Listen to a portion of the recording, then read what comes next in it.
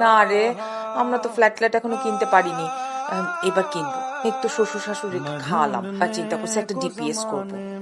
ছোট দেবরটা বিয়ে করছে তো, এখন ও একটু সংসারটা দেখুন। আজকে কি করছি শোন, আমি তো সুস্থ ছিলাম, বলছি অসুস্থ, খুবই অসুস্থ, বিছনা থেকে উঠতেই পারছি। দুলাভাই তো সাথে সাথে যে বললো এইভাবে ভাড়া বাসায় আর কতদিন যে আমরা একটা ফ্ল্যাট নিব।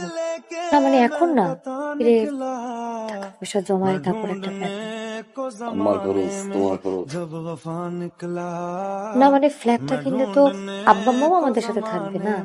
এত বছর ধরে সংসারটা তুমি একলা টেনে আসছো, ছোট ভাইটা চাকরি পাইছে, তার সংসার হয়েছে, তার খরচ বাড়ছে, সেটাও কি আমরা দেবো নাকি? কিন্তু এরকম যদি বাসায় যদি অনিয়মিত ভাবে টাকা দেয়, আম্মা তো ঝামেলা পড়ে যাবে। আমাকে নিয়ে তোমার ভাবতে হবে না। এই এতটা বছর ভেবে আসছো না, এখন নিজের কথা ভাবো। সাথী, আমার শরীরটা খারাপ তো, কয়টা কাপড়